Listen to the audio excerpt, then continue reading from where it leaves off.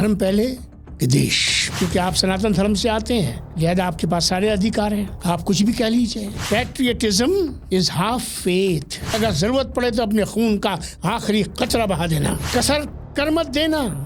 अगर वक्त पड़ जाए तो ब्रिगेडियर उस्मान बन जाना। ये शहादत का कंसेप्ट आता कहाँ से? और जिनके सीने में धर्म धड़कता है वो सरहद पे लड़ते हैं। भाई और बहनों, एक सवाल आए दिन उठता है और वो सवाल हिंदुस्तान के मुसलमान से सीधी पूछा जाता है। मैं उस सवाल को आज देने का प्रयास कर रहा हूँ और उसका बहुत सीधा साधारण आपको जवाब देने की कोशिश कर रहा हूँ। मैं नैरेटिव नहीं बांधूंगा, जैसा प्रश्न है और जितना प्रश्न है उसका उतना ही उत्तर देने की कोशिश करूंगा। प्रश्न किसी भी नियत से किया गया हो, मेरा जवाब एक ही रहेगा। हमसे पूछा जाता है कि आप इस्लाम को, अपने दीन को, अपने कुरान को, अपने रसूल मोहम्मद सल्लल्लाहु अलैहि वसल्लम को ऊपर मानते हैं या देश को ऊपर मानते हैं? धर्म पहले कि देश? ये सवाल बहुत ज़ोरों से किया जाता है और इसको लेकर हमारी इंटेग्रिटी पे, हमारी वफादारी पे, हमारे आचरण पर, हमारे व्यवहार पर, हमारी जीवन शैली पर और हम पर यहाँ तक प्रहार हो जाता है कि हम में से किसी की लिंचिंग भी हो जाती है और कोई बचाने वाला भी नहीं होता। आज मैं आपको वो चीज़ें बताने जा रहा हूँ जिनसे आपके लिए असहमति जताना, पूरी जिम्मेदारी से कह रहा हूँ, असंभव होगा। कुछ कंसेप्ट समझ लीजिए, फिर प्रश्न और उसका सीधा उत्तर। 3 आयाम हैं आज की मेरी चर्चा के। पहला, सनातन धर्म और इस्लाम। बस बात चर्चा इन 2 धर्मों के बीच में रखेंगे क्योंकि बड़ा समाज हमारा यही है और विषय भी इन्हीं के बीच में है। पहली बात, क्या ये जो जीवन है, क्या यही सब कुछ है या इसके बाद भी कोई जीवन है? पहला सवाल। सनातन धर्म से, इस्लाम से भी, क्या यही जिंदगी है या इस जिंदगी के बाद एक और जिंदगी है? टेक्निकली बोले तो सनातन परंपरा में इसको लोक कहा गया है और जहां मोक्ष की प्राप्ति होनी है उसको परलोक कहा गया है। इस्लाम में आइए लौटकर, यहाँ मौत के बाद की जिंदगी जिसको आखिरत कहा गया है। नजात इस दुनिया में नहीं है, लोक में नहीं है। नजात, मगफिरत यानी मोक्ष जिसको आप समझिए अपनी भाषा में, वो परलोक में है जिसको आखिरत कहा गया है। एक बात क्लियर हो गई? आगे चलिए।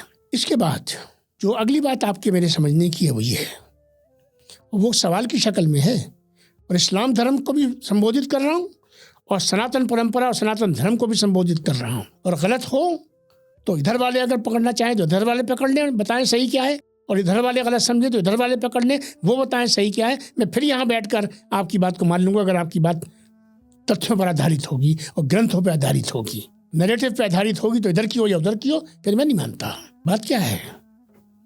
बात यह है, क्या कोई भी संविधान, ध्यान से सुनिएगा, क्या कोई भी संविधान किसी भी राष्ट्र का मोक्ष प्राप्ति का माध्यम है? किसी भी धर्म गुरु से मालूम कर लीजिए। मैं तो आता ही उस परंपरा से, मुझे तो मालूम है किसी भी देश के संविधान से, मेरे अपने देश के संविधान से मोक्ष प्राप्त का या मोक्ष प्राप्ति का कोई ताल्लुक नहीं है, क्योंकि मोक्ष का फैसला यहाँ है ही नहीं, इसलिए ताल्लुक नहीं है। उधर नजात, मौत के बाद की जो जिंदगी है जिसको लाइफ हियर आफ्टर अंग्रेजी में कहा जाता है, उर्दू में आखिरत कहा जाता है, नजात वहाँ है। अब ये दुनिया कौन सी है जो आपको अभी थोड़ी देर पहले बताया मैंने?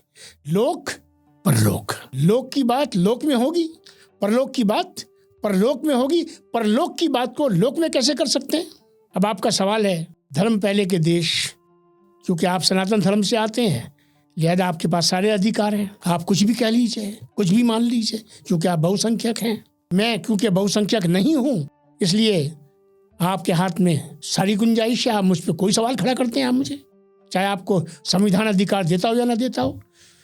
मगर मैं फिर भी आपके प्रश्न का जवाब देने के लिए बैठा हूँ, या जबकि मैं उन लोगों में से हूँ जो ये मानता ही नहीं है कि आप ऊंचे हैं या मैं नीचा हूँ। संविधान ऐसे रखता है तो हम ऐसे हैं सब। लेकिन फिर भी प्रश्न उठते हैं तो समाज में कोई दुविधा पैदा ना हो इस करके प्रश्न लेने पड़ते हैं, और उसी करके मैं प्रश्न को ले रहा हूँ। इस्लाम क्या कह रहा है? इस्लाम ये कह रहा है कि जिस वतन में तुम रहते हो, मैं किस वतन में रहता हूँ, मुझे क्या लेना देना है साहब किसी दूसरे कंट्री से? वहाँ क्या हो रहा है ना मैं उसके लिए जिम्मेदार हूँ, ना मेरे लिए वो एग्जाम्पल है, ना मेरा वो आइडियल है। मैं जिस राष्ट्र में पैदा हुआ हूँ मैं उसकी बात करूँगा, और वो क्या है? मेरा मज़हब, मेरा दीन मुझे ये कह रहा है। मेरे प्रॉफिट जिनके बारे में मुझसे पूछ रहे हैं वो ऊपर के ये नीचे, वो क्या कह रहे हैं उसे, और जिनकी बात का पालन करने के लिए के अलावा मेरे पास दूसरा कोई ऑप्शन नहीं है, वो कह रहे हैं हुब्बुल वतनी आधा ईमान है, पैट्रियटिज्म इज हाफ फेथ। ये कौन कह रहा है? ये मुझे मजहब कह रहा है। उधर संविधान मुझे राष्ट्रभक्त बना रहा है, उधर मेरा दीन मुझे राष्ट्रभक्त बना रहा है, इधर राष्ट्र मेरा आह्वान कर रहा है कि अगर जरूरत पड़े तो अपने खून का आखिरी कतरा बहा देना, मैं बाध्य हूं उसके साथ विलिंगली। उधर मेरा दीन कह रहा है, मेरे दीन का नमूना मेरा prophet peace be upon him सल्लल्लाहु अलैहि वसल्लम वो मुझे कह रहे हैं। कैसी बातें करते हो, ये ऊपर के वो ऊपर। मेरा दीन तो मेरे अंदर और एडिशनल इंजेक्शन लगा रहा है, एडिशनल बूस्ट। इंजेक्शन के बजाय मुझे कहना चाहिए बूस्टर दे रहा है मुझे फर्दर, कि कसर कर मत देना, अगर वक्त पड़ जाए तो ब्रिगेडियर उस्मान बन जाना, सोचना मत अब्दुल कलाम बन जाना, सोचना मत इस्लाम के नाम पर बनता हुआ ऑटोमन एम्पायर के बाद सबसे बड़ा मुल्क, उसके साथ खड़े मत होना, गांधी के साथ खड़े हो जाना, मुत्तहिदा कौमियत के साथ खड़े हो जाना। मुझसे ये सवाल, इस सवाल की कोई जमीन नहीं है दोस्तों, कोई गुंजाइश नहीं है इस सवाल की। परंपरा सनातन की हो या परंपरा इस्लाम की हो, धर्म बीच में कहीं नहीं है। धर्म तो बूस्टर का काम करता है। ये शहादत का कंसेप्ट आता कहाँ से, पूछना चाहता हूँ। ये किसी संविधान से आता है? ये धर्म से आता है। जो धर्म को कम मानते हैं वो जिस्म को सबसे बाद में सामने लाते हैं, वो जिहाज़ों में लड़ते हैं, वो हवाओं में लड़ते हैं, वो फजाओं में लड़ते हैं, और जिनके सीने में धर्म धड़कता है वो सरहद पे लड़ते हैं, मौके पे लड़ते हैं। और लड़ते ही नहीं हैं, उनकी माएँ बहनें, उनकी बेवाएँ, उनके माँ बाप, उनका समाज उनको शहीद कहता है, उनका सम्मान करता है। ये क्या बात हुई?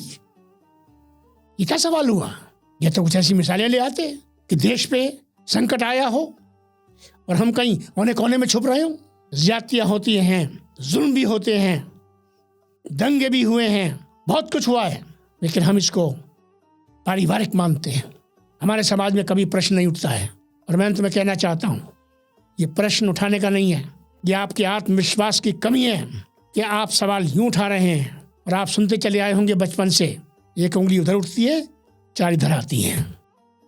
हिंदुस्तान के मुसलमान, इस्लाम, कुरान, जूरिस्प्रूडेंस, मेरी शरीयत कहीं से कहीं तक राष्ट्र के मामले में, उसकी प्रगति में, उसकी तरक्की में, उसकी इज्जत में, उसकी आन में, उसकी सुरक्षा में, लेबोरेटरीज में काम करने में अब्दुल कलाम नमाज पढ़ते थे, कुरान पढ़ते थे। क्या वो मुसलमान नहीं थे? जब ये सवाल आप करते हैं तो आप भूल जाते हैं उन तमाम लोगों को जो कहीं ना कहीं जिनको आप भी अपना आइडियल मानते हैं। दुख होता है, तकलीफ होती है। मत कीजिए ऐसे सवाल, जवाब देने में भी तकलीफ होती है। बहुत बहुत धन्यवाद।